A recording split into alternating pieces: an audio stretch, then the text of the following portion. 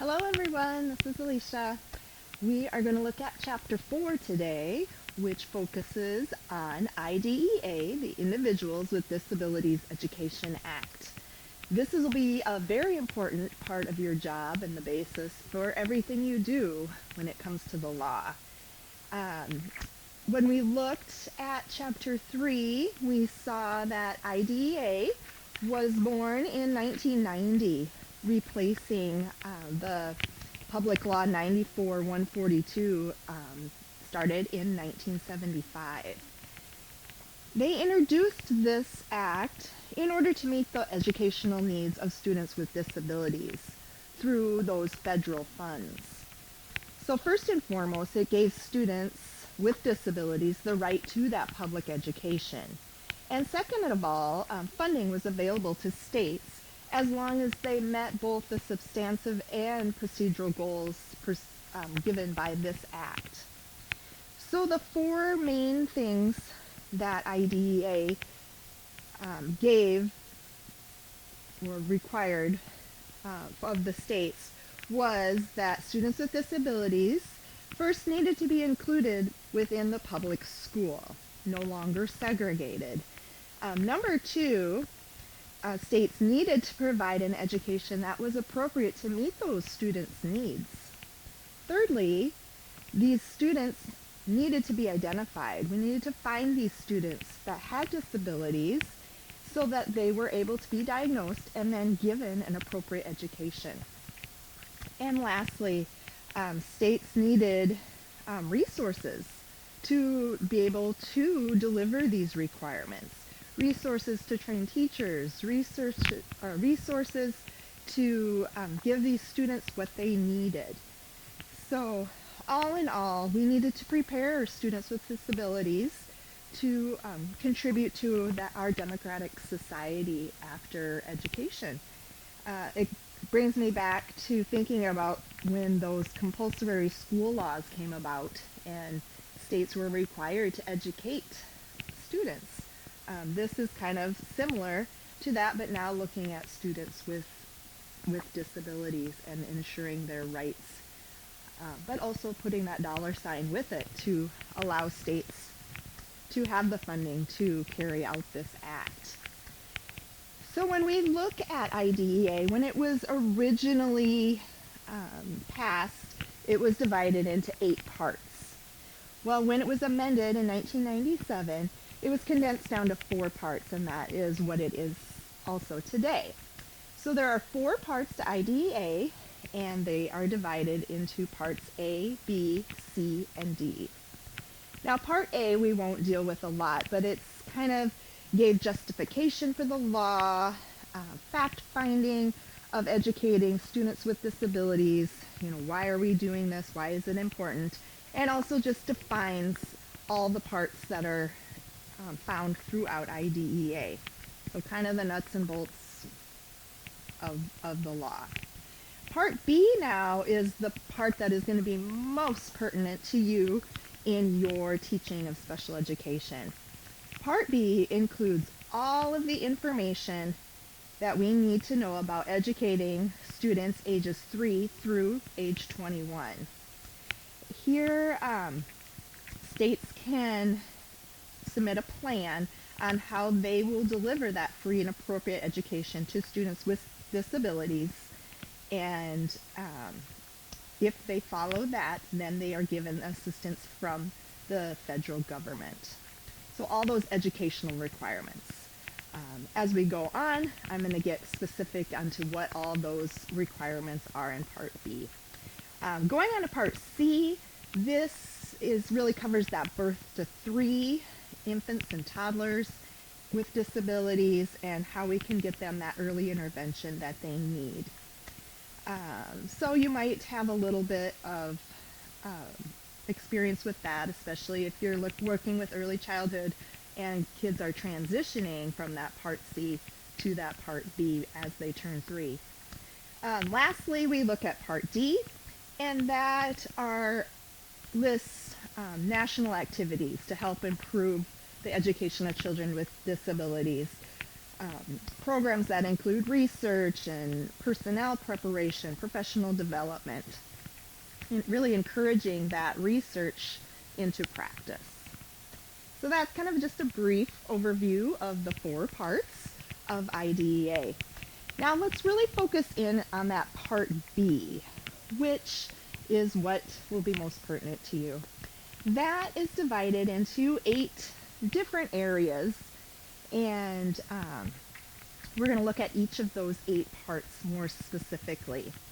So first of all, we have the part of zero reject. This part of the law states that we are going to include all students with disabilities who are eligible for services under that IDEA, and that all students are entitled to that free, appropriate public education. All meaning unconditionally, without exception, regardless of the severity of their disability, they are eligible for services.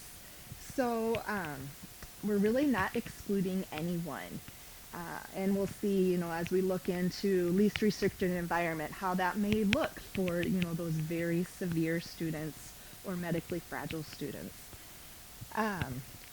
Also under that zero reject is the requirement that districts need to locate these students, find the students that have disabilities, so more commonly called child find. So this also includes students that are attending private schools within your district, people that are homeschooled in your district. So the requirement set forth by IDEA is that we need to locate these children. So when we get into servicing those children, it's a little bit different when we're looking at private schools, but it is our obligation in the district to locate children with disabilities. So, what does this look like? Think about what this might look like in your school district. A lot of times it might depend on the size and how much you are involved in the child find process. So some districts, like districts the size of Sioux Falls, might just have that as a public notice. I notice, my kids go to Sioux Falls School District when I get the little magazine in the fall, and they kind of do a one-time blast of all those policies they need to inform parents of. And child find is one of those policies listed in the really tiny print on the back of that mailing. Also, you might see kindergarten registrations as a child find. In the districts I work for, we do in the spring a screening for students that are in that early childhood age. And so there's a notice that's put in the paper and sent home with the current students in the district that they can come on a stated day and be screened by the staff there. And so that's how we locate a lot of our students with disabilities, especially in that early intervention, to get them the help they need early. So there's a variety of ways this happens, and think about how that happens in your district and how you may or may not be specifically involved in that. Within the school, you're going to have those student assistant teams and whatever you might call it, TAT, to identify those students that are already in that, specifically more that elementary age, but also identifying them as they get older too, in that middle school and high school range as well. But the important thing to remember here is that we want to identify and get the help to the students that need it. The second part that we look at is identification and evaluation. So IDEA includes the protection and evaluation procedures. This means that we need to be using tests that are valid, reliable, non-discriminatory, and that those tests are being administered by qualified evaluators. So, in my case, when I'm giving those ability IQ tests, there's a lot of training that goes in to giving those assessments. So we need to make sure that a trained school psychologist or psychometrist is giving those evaluations. Again, like the achievement tests that a lot of you may be giving, that requires that special training, that level of training as well. Just not anyone can administer and interpret those tests. We also want to make sure that they're, fair and accurate evaluation, and that they're being administered in the proper timelines that the state law requires. So an evaluation may be requested by the child's parents, the state educational agency, which we would be looking at as the South Dakota Department of Education, or your local school district can request those evaluations. It is important that parents consent to those evaluations, but they can be requested by the school. We're going to look quick. The website for our State Department of Education has a document there that lists evaluation instruments. So it is divided, you can see here, into sections. So I just took a snapshot of that document that shows like the achievement tests that are available. All this information was compiled from the Mental Measurements Yearbook that gives, the reliability and the validity and a little information about the test, what ages it's good for. But this is a place, if you're in the position of deciding which tests you're giving, this is a great place to go to. And it tells you, is the reliability adequate? Is the validity adequate? Can this be used to make those educational decisions, or is it just a screener? So it's always great to check this list. I know when we are looking for new evaluation instruments, we have gotten into the practice of looking at this document to make sure that what we are using is appropriate. We have even gotten into situations where we had been administering these tests, and then finally someone points out like, oh, well, that's not on the approved list of evaluations, and so then we've had to change our methods and find things that were more appropriate. So I also uploaded this whole document under resources, so you can find it there, or if you're not out in the field and need to find it, you can find it on the Department of Education website for South Dakota under special education. So just another tool that you might use that would be more practical to your services. We also look when we're looking at evaluation identification at the 13 categories that students can qualify under.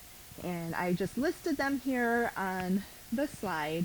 We'll be going more in depth into these when we look at evaluation and identification, but nice to have them here in a little snapshot. If you don't fall under one of these categories, then you would not be eligible for services under IDEA. The next area is a big one, looking at free appropriate public education, FAPE.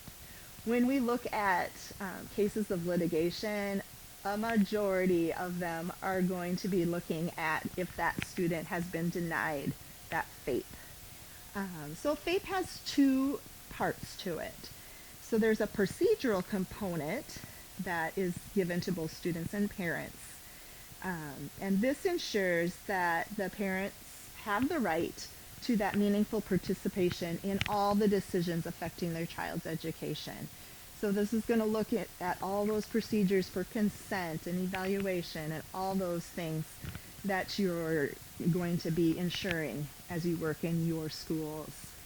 There is also a substantive component that consists of special education and related services. So your related services being like speech therapy, language therapy, occupational therapy, physical therapy. Those are the kinds of things that are included under related services. Um, but here, we need to ensure that all these services are provided at public expense, under public supervision and direction, so without charge. So this, you know, makes sure that it is free to students. They, we have found a situation recently where a student was in need of physical therapy and occupational therapy, and the parents had been doing this privately on their own, paying a lot of money, covered under their insurance, but still paying a lot of money for these services. When someone brought up to them, it's like, oh, well, maybe your student or your child would qualify under special education, under the IDEA, to receive those services, OT, PT, from the school at no charge to you.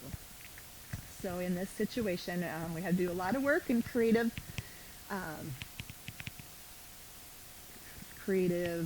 planning to see that they would qualify for those services within the school. And so then the parents no longer had to pay for those services, which the child needed to get their education. A second part here is that they meet the standards set forth by our state educational agency. So following all those specified rules to meet that appropriate education. Thirdly, we're going to, these students with disabilities need to be included in an appropriate preschool, elementary, or secondary school education. They aren't going to be segregated, they'll be included. And lastly, that the student is provided with an individualized education program, an IEP, which will be the heart of what they will be receiving. So all these things are included under that free, appropriate public education. And like I said, we're going to go into a whole presentation focusing in on that FAPE. The next area is least restrictive environment. IDEA requires that students with disabilities be educated with their peers without disabilities as much as possible and appropriate for them.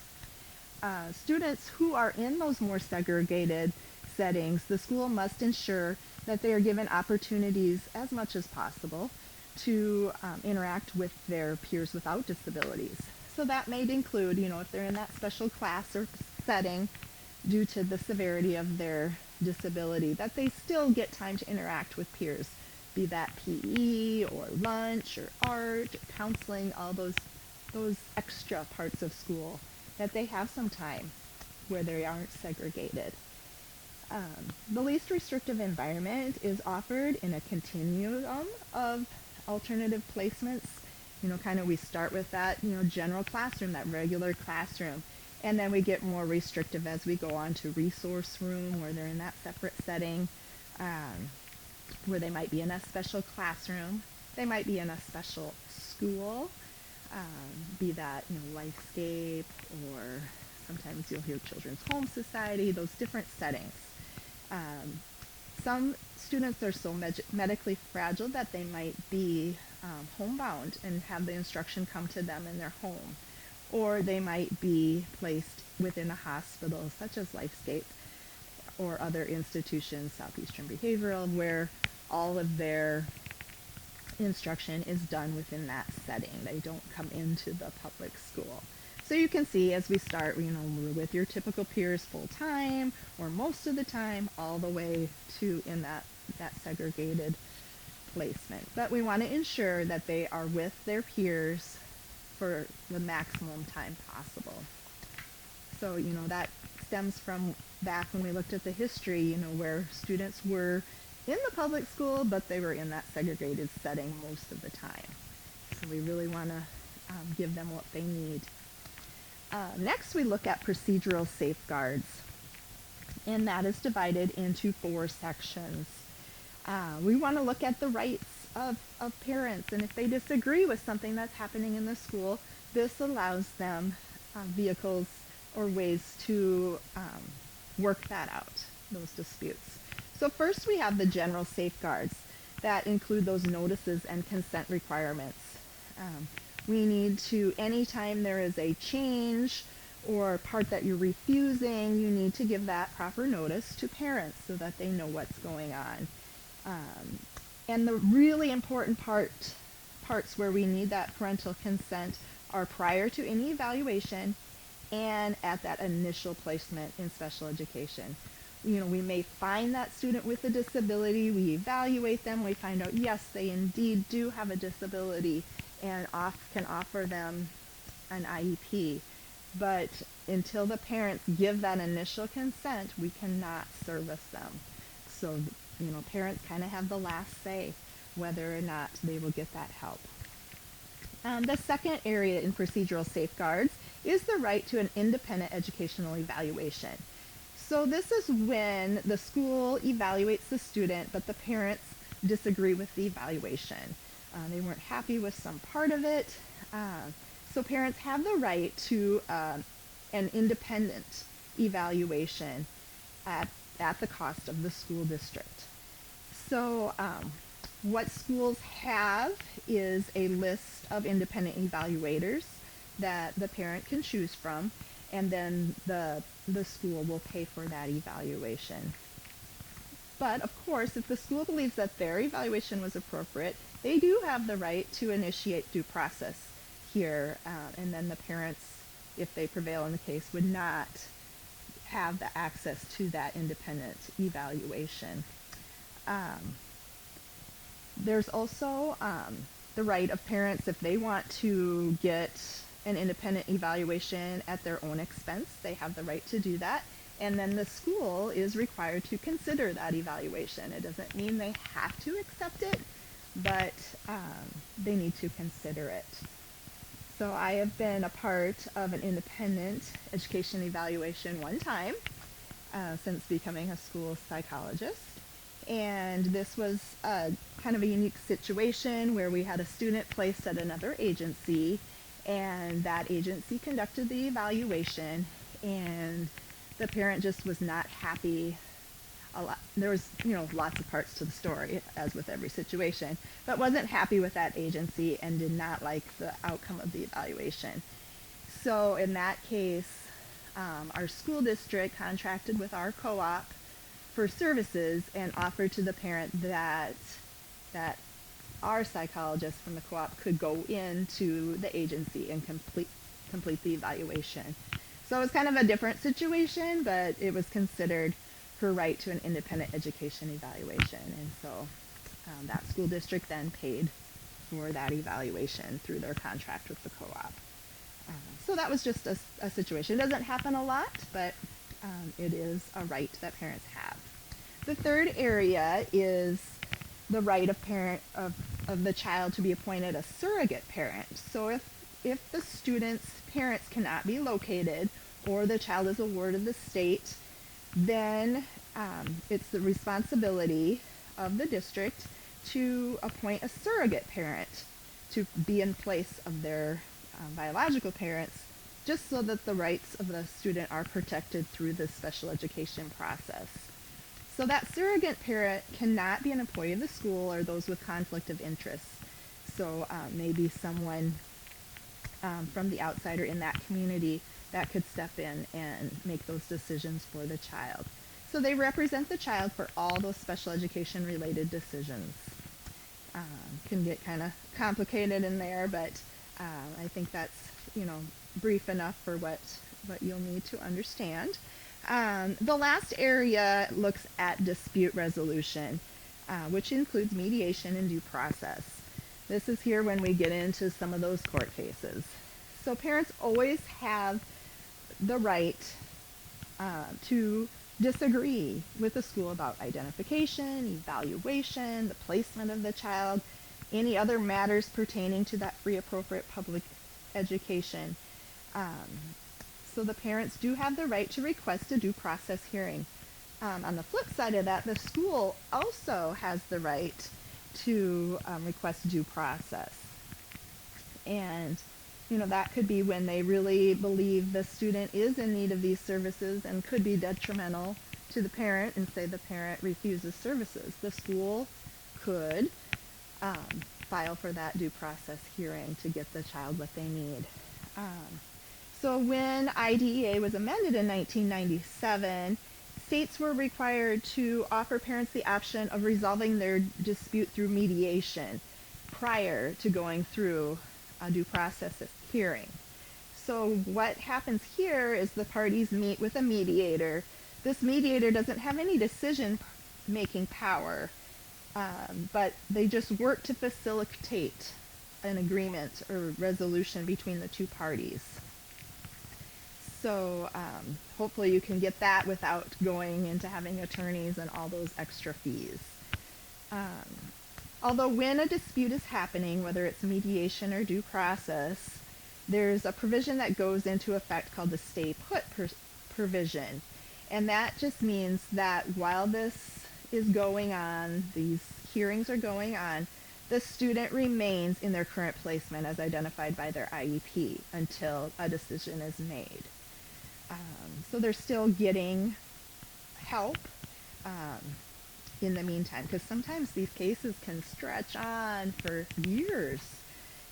So we want to make sure they're getting some help along the way. So once it's in this due process, the hearing officer will make a decision. And once the decision is made, both the parents or the school have the right to appeal that decision. So the next step is it would go on to the state educational agencies, so in our case, South Dakota Department of Education, and they would hear the case. It could also go on to state or federal court at that moment too. And then, once it kind of goes through that appeal process, it could ultimately end up in that Supreme Court, the federal Supreme Court. So that's, ensuring that there are checks and balances here in our system so that we can ensure that students are getting what they need and parents feel part of that process. The next area looks at technology-related assistance. Back in 1988, Congress passed the Technology-Related Assistance for Individuals with Disabilities Act. This established a program of federal grants to states to promote that technology-related assistance to individuals with disabilities. That assistive technology can include both technological devices, but it also can include services that are needed to help students get to access the education that they need. If you look on page 61 of your text, it lists definitions, all the definitions of assistive technology within IDEA, and you might want to look that over just quick. But this must be included in their IEP if it is necessary for students to receive a free appropriate education using one of these technology devices. In 2004, we had kind of another update to this issue, the Assistive Technology Act, and it kind of just expanded that access to technology for individuals with disabilities. It required schools to use those resources when necessary to improve transitions for students, and ensured students with disabilities to have better information and support when they apply for loans for these assistive technology devices, and just raise a general public awareness about the importance of assistive technology. We'll talk more about this later, but I think a lot, in my experience working with assistive technology, it's been a lot to do with students that have difficulties with language and communicating, whether it is a communication board or a device that helps them speak when they are unable to speak themselves. Also use of iPads, or students with visual impairments. I've seen there's different devices where they can magnify and those types of things. So those are just a couple examples in my experience of assistive technology. I have a lot more to learn in this area. The next area is personnel development. Remember back through the history as we started integrating students with disabilities into the public schools, but then we didn't know how to best teach them. So this addressed that issue through IDEA. So what states do is they submit a plan to the United States Department of Education, and that describes the type of personnel and the amount of personnel they need in the state to meet the goals set forth by IDEA. So they need to describe the types of personnel they needed to really ensure that all students within the state are receiving that free appropriate public education. So when it was reauthorized into IDEIA, they were required, special education and related service personnel were required to meet state-approved certification and licensure. And 100% of the funds were were used to prepare that personnel and professional development to carry on. So it would be my guess that those of you that are in this program right now getting your alternate certification in special education, it's being paid for through some of these funds under IDEA in personnel development. It also provides some funds to colleges to prepare teachers going into the field too. So you can see where that came from our history in really ensuring that we are giving these students the best education possible. The last area we look at in Part B is parental participation. You see it sprinkled all throughout IDEA provisions that parents are an important part. Parental involvement is so important and crucial to the success of our students, and you see that every day when you're working with students on those who are maybe a little bit more supported at home than others and how important that piece is. But you'll see parental involvement in the evaluation, in those placement decisions, IEP meetings, the creation of the IEP, the progress reports that are sent home quarterly. We know that parents have been an important part throughout the history of special education and getting to where we are today. So that kind of wraps up Part B. It's a lot of information there. Quickly, let's look at Part C. Part C, again, is that early intervention with infants and toddlers, birth to 3, and a support program for those that have those developmental delays. It created a lot of national activities to improve the education of students with disabilities, looking at research and training, technical assistance, to really focus on that early intervention for those at risk for developmental delays. So what in South Dakota, we have an interagency coordinating council. These members are appointed by our governor and come from all different types of agencies.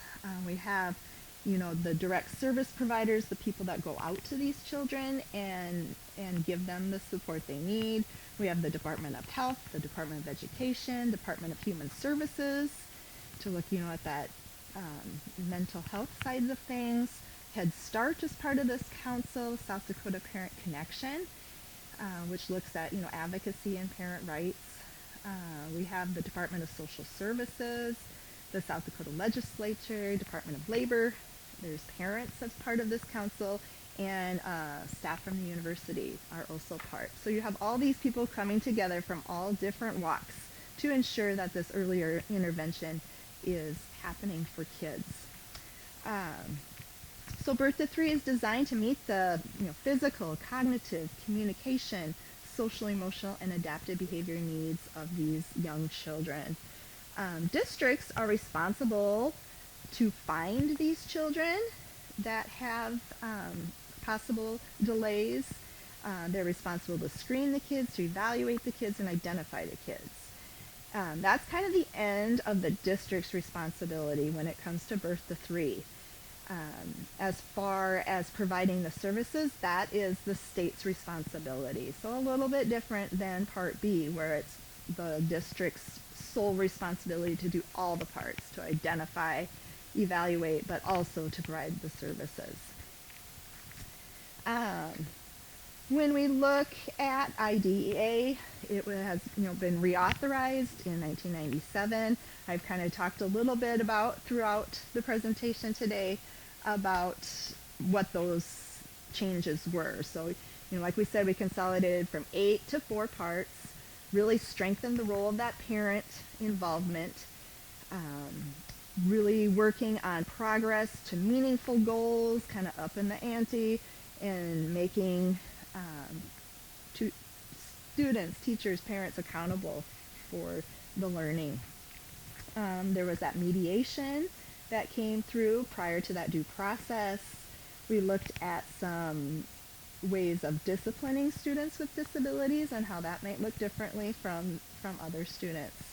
And then the state performance plans and indicators came about, and you will be working more with those and reporting that information to our state just so they can keep tabs on, dropout and graduation rates, and we look at following timelines, and are they given transition services. There's just a whole bunch of indicators that the state looks at, and that was part of that reauthorization in 1997. In 2004, we were reauthorized again, and the name was changed to Individuals with Disabilities Education Improvement Act. And the goal here was to align IDEA with that Elementary Secondary Education Act, increasing that accountability, that No Child Left Behind brought about. We really focused in here on discipline and how we can make that process work for students with disabilities. We'll get more into that later, more specifically. Looked at that due process, that dispute resolution, and kind of limited that timeline, changed that a little bit. Looked at attorney's fees, reimbursement, and those early intervening services for students. And you can see the list there. I won't go through all of those. But the interesting part, as I was doing some reading for this, is the original intent of the federal funding was that the federal government would fund the state's 40% of the cost of educating students with disabilities. Unfortunately, that has never been reached. They weren't meant to fully fund the states, but to assist them. At 40%, that's pretty good. It's never reached that 40%. In the first years, it was at 12%. In the late 80s to 90s, it was down to 7 to 8%. And with the passage of IDEA, it went up to 19%, which was, the highest. The intent was, through the years 2004 to 2010, that they would increase the amount each year until they met that original promise of 40%, but we still aren't there yet. But we kind of are used to that in education, right? So when we look at the funds available under IDEA, 75% of those funds that the state receives are directed right to the schools. 25% of the funds are used kind of at that state level, with the requirement that only 5% of the funds can be used for administrative costs. But at the state level, they use it for, administration and supervision, direct and supportive services, the monitoring and complaint investigation of those due process. So that's a little bit about how the funds are used and how IDEA is kind of the backbone to what we do in special education. So I hope that gives you kind of a not so brief, as it turns out, explanation of IDEA, and we'll dive in a little more